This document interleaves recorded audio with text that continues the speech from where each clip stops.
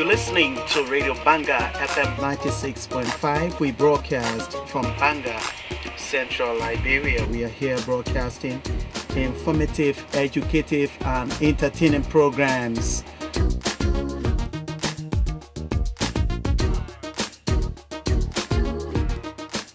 Our country is actually a really a third world country. The war destroyed practically everything.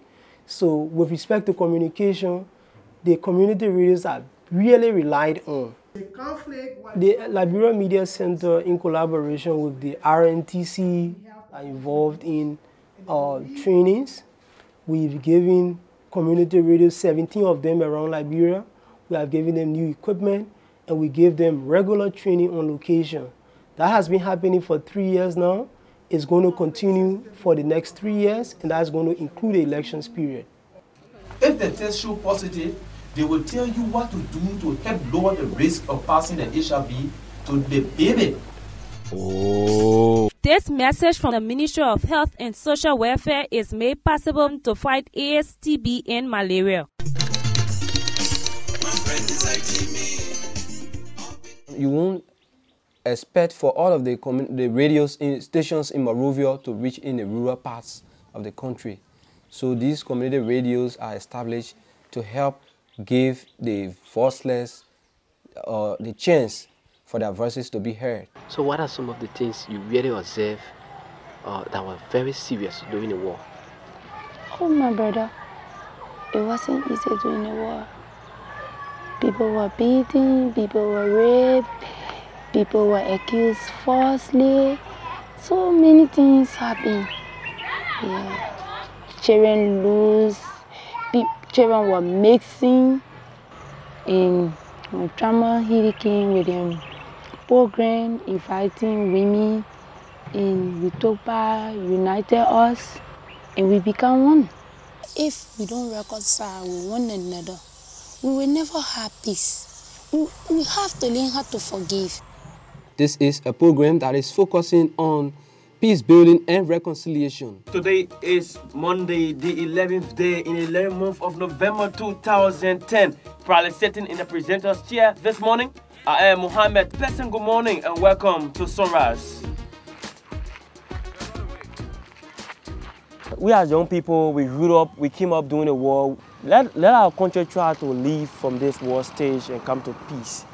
So as a reporter, that's what I'm trying to do now, to make Liberia to be a peaceful nation. People that are less fortunate, people that don't have the means to come to the radio and talk, you go to them, make them to get their voices heard on the radio so that the authorities out there can come to their aid. I'm going to do a report about a man that was victimized by the Liberian Civil War, and his 4 children got killed, and his wife got killed in the Civil War. So the rebel forces were so tired killing, and they did not kill him, they just marked his hands. What do you want to tell Erin Johnson?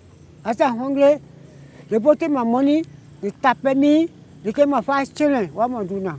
But he's hoping that his voice will go on air so that the president can hear his voice and know that people are suffering in the country.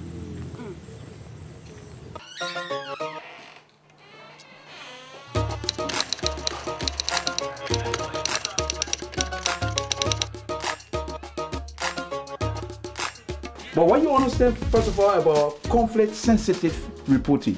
Anybody can tell me? Maybe one Gola person killed a Pele man. Maybe you are a Pele man. He said the Gola people are in the habit of always killing the Pele people. That will create another star that will bring another group to go and fight against the Gola people. So it will cause another problem. So you need to be careful how you link tribes, how you link a situation, or whether this man is this. You need to be very much careful. You don't exaggerate, because whenever you exaggerate, it's like you will be adding gas to fire. Our prime focus is just to create programs that will bring the community members together, build peace, and sometimes when 2 ethnic groups, because in Liberia we experience a lot of tribal conflict, and when 2 tribal groups are in confusion, we call them on air and make them settle that dispute on air.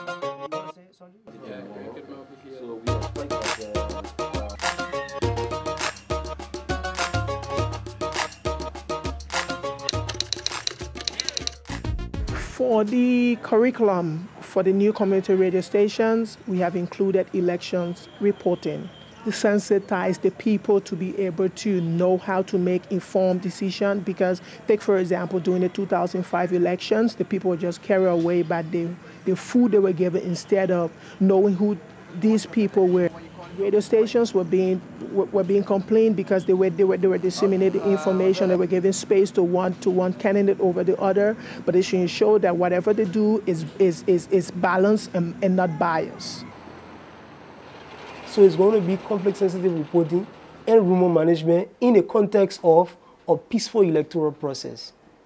But what are common Liberians thinking of the elections after 5 years, and what do they hope of the process as the next elections draw nearer? So this election that coming, we don't want no force, we don't want no argument. When the person wins, the person will win. What do you think government can do to make this coming election free and fair? Well, we think the political party then at least they should try their best. We don't want no trouble here. They should try, and the government should try to their best, so we don't want no trouble in this country. So you feel that Liberians are tired of trouble? So true. We are tired. So we suffer plenty? Too much. So you feel that Liberia are tired of conflicts? Liberia are absolutely tired of conflict. We are wanting to go further ahead instead of conflict. In an interview, we also tend to find out the impact of the community radio on the peace process. Our community radios are very important. We got different programs over our community radio. Let's discuss burning issue, what in our community things are happening, what are some of the development. All of these things our community radio does is opening to us. So we discuss whatever thing on our mind, what we see in our community that we are not pleased with.